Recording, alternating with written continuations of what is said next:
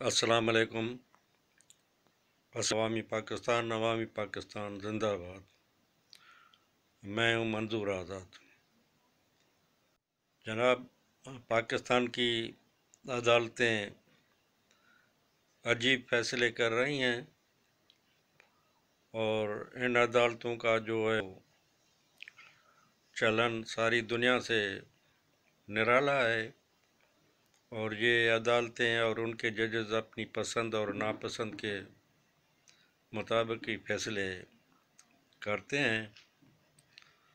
Supreme court के दो chief justice के पास दो केस आए और वो दो केस नहीं थे, हकीकत में वो एक ही केस था।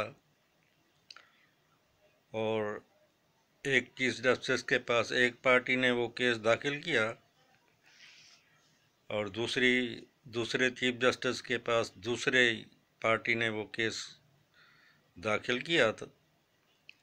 एक केस में एक फरीक का जवाबदार वो ही था जो दूसरे केस में जो है वो दावेदार बन गया, मगर उसके सामने वो जो है वो जवाबदार एक और ही पार्टी थी। तो बात करते हैं टॉप सिटी जो है हाउसिंग सोसाइटी की केस की। एक तो यहाँ ये मुसीबत है, मैं कहता आ रहा हूँ कि पाकिस्तान में ये जो हाउसिंग सोसाइटीज़ के नाम पर लैंड ग्रेबर और लैंड माफिया बन गई है, इनको ख़त्म होना चाहिए। ये सरासर गैरकानूनी काम है।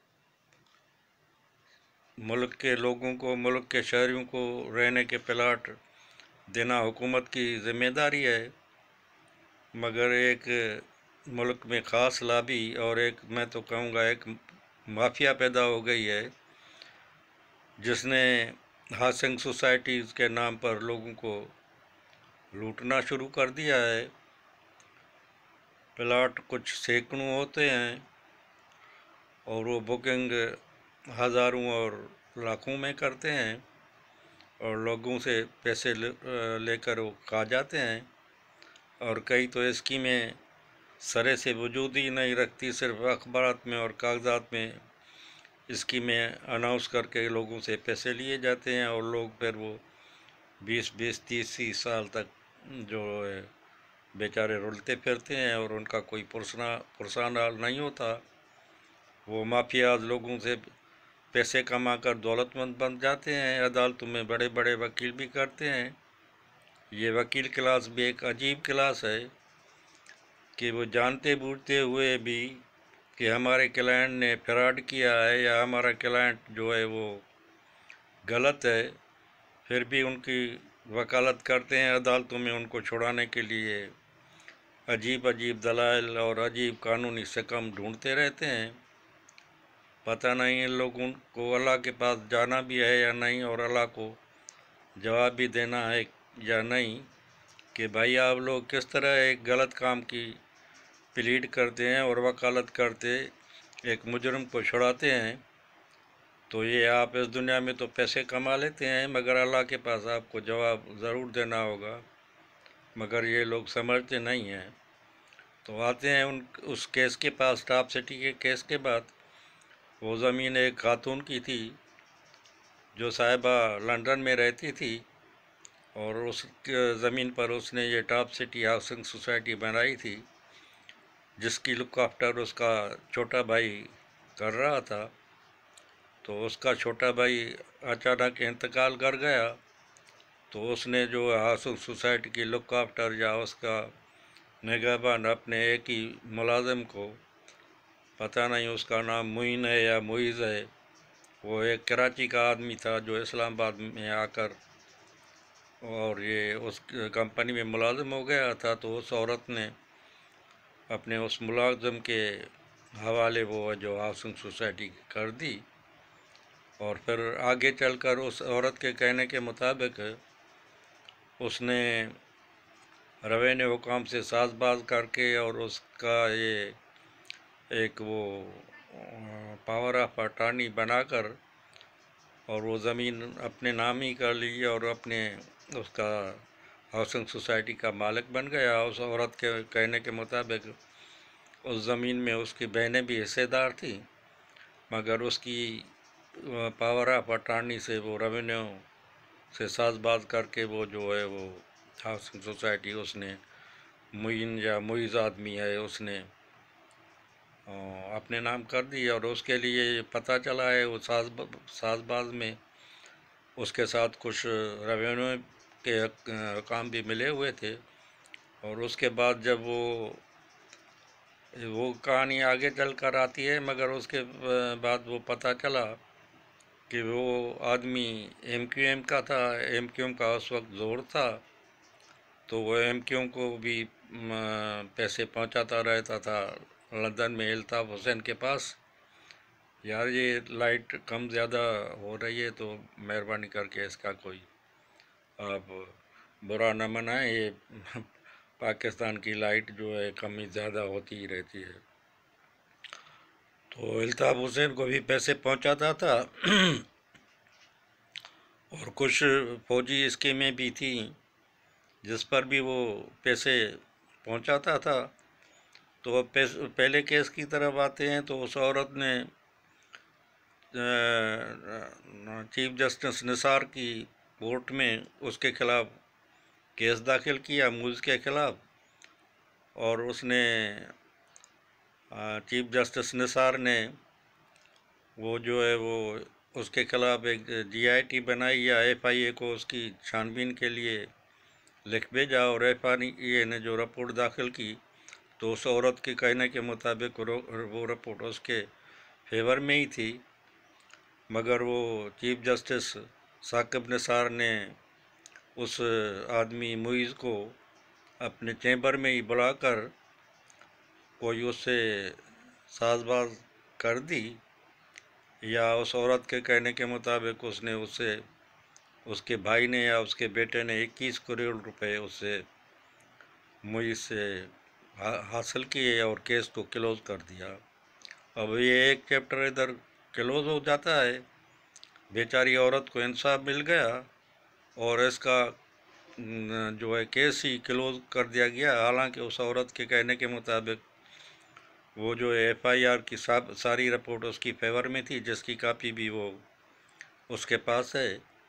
ये सारा इंटरव्यू उसने वो मुतीला जान जो एक सहाफ़ी हैं, वो अपने टीवी प्रोग्राम करता है, उसमें उस औरत का उसको लंदन से लेकर ऑनलाइन लेकर और उसका ये इंटरव्यू किया है, वो जो टीवी पर चला और मैंने देखा।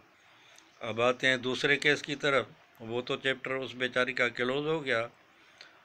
तो अब जो ये मुइन था, इसने दूसरा कोर्ट अब हाल ही में सुप्रीम कोर्ट में दाखिल किया कि जनरल फैज़ अमीन ने उसको उसके बच्चों को, उसके ससुर को और उसके भाई को अगवा करके ले गया और उस कहने के मुताबिक 700 तोला सोना और कई करोड़ रुपए कैश और 4-5 जो है बड़ी बड़ी करोड़ों रुपए की गाड़ियाँ, वो भी फैज़ अमीन लेके गया। और फिर उस औरत को भी लंदन से बुला लिया।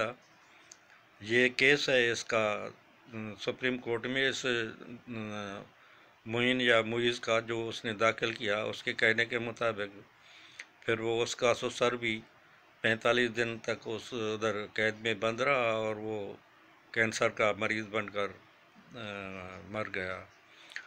तो सबसे पहले तो ये सवाल खड़ा कर होता है कि अगर सुप्रीम कोर्ट में ऐसे केस आते हैं, तो पहले तो इन केस करने वालों से ये पूछा जाए कि भाई आपने 700 तोला सोना और करोड़ों रुपए और करोड़ों की गाड़ियाँ कहाँ से लाई हैं? ज़रा उनका तो ट्रेल तो दे कि आपके पास इतनी दौलत कहाँ से आई। और आपके कहने के मुताबिक आपने उस औरत से ये जो है वो प्लाट या ये जो टाउनशिप खरीद की, तो उसकी दौलत आपके पास कहाँ से आई और वो किस तरह खरीदी। ये सवाल तो हम उठाते हैं, मगर कोर्ट को ये सवाल नज़र नहीं आते। और कोर्ट ने जो है फिर वो उसके खिलाफ़ बहुत सारे चार्जेस फैज़ हमीद के ख़िलाफ़ और एक दो ब्रिगेडियर हैं उनके ख़िलाफ़ लगाए, और फिर बोला कि उन्होंने हमें गाड़ियां तो वापस कर दी मगर वो सोना और कैश हमें वापस नहीं की। तो उसकी छानबीन भी नहीं होती। सुप्रीम कोर्ट बजाय इसके कि इस पर एक कमेटी बिठा दी या कोई इंक्वायरी का ऑर्डर करती, उसने अपनी जान छुड़ाने के लिए कह दिया कि ये जो मुद्दई है वो इन अदारों के पास जाए जो इनसे वाबस्ता हैं और उधर जाकर केस दाखिल करें। तो ये तो है इंसाफ जो पाकिस्तान में मिलता है। पाकिस्तान के इंसाफ पर कई सवाल उठते हैं। तो ये तो मैंने दो केसेस का हवाला दिया और ये मुख्तसर हवाला दिया। इन दोनों केसेस पर बड़े सवालात उठते हैं। साकिब निसार ने उधर वो अपने चैम्बर में ही केस ख़त्म किया, उसको न चलाया और न उस पर कोई ऑर्डर किया, और उस बेचारी का जो है वो हाउसिंग सोसाइटी की स्कीम का मालिक वो जो है मुइन बन गया, जो सुनने में आता है कि कराची का आदमी है और MQM का आदमी है, और वो अल्ताफ़ को और ये जो है फौजी अदारों को भी पैसे पहुंचाता रहा था। तो सवाल ये उठते हैं कि भाई ये पाकिस्तानी अदालतें क्या लोगों के इंसाफ के लिए बैठी हैं या सिर्फ अपने उलूक सीधा करने या अपनी जान छुड़ाने। एक छोड़ केस कोर्ट ने उस औरत के कहने के मुताबिक 21 करोड़ लेकर केस ही ख़त्म कर दिया। दूसरी अदालत के पास इतना बड़ा केस आया है, ये मुल्क का बहुत बड़ा स्कैंडल है, बहुत बड़ा जो है वो लैंड माफिया बनकर एक आदमी सामने आया है। तो उसने कोई छानबीन नहीं की कि भाई तुम्हारे पास ये ज़मीन कहाँ से आई और तुमने अपने पैसे इतने 100 तोला सोना और इतने करोड़ रुपए कहाँ से जमा किए, और फिर उसने भी केस ही बस वो ख़त्म कर दिया। तो ये है हमारी अदालतों के हालात। और एक और पॉइंट अदालतों की जो मैं बता रहा हूँ तो वीलाग लंबा भी हो जाएगा, मगर वो ज़रूरी है कि पाकिस्तान में फौजी अदालतों का कानून कोर्ट ने एक जुम्बश के साथ ही ख़त्म कर दिया, जो अंग्रेज़ दौर से चला आ रहा था। और ये फौजी अदालतों का जो कानून है न सिर्फ पाकिस्तान में है, मगर मैंने एक वीलाग देखा वो जावेद चौधरी साहब का, तो उसने बताया और नाम भी गंवाए कि दुनिया के 47 मुल्कों में ये फौजी अदालतें हैं जो सिविलियन का ट्रायल करते हैं, और उसमें 5 फैक्टर ऐसे हैं जिसमें इन फौजी अदालतों में सिविलियन का ट्रायल होता है। एक तो किसी फौजी वर्दी के पर कोई अटैक कर दे सिविलियन आदमी, या फौजी तनसीबात पर अटैक कर दे, या फौजियों को बगावत पर उकसाए।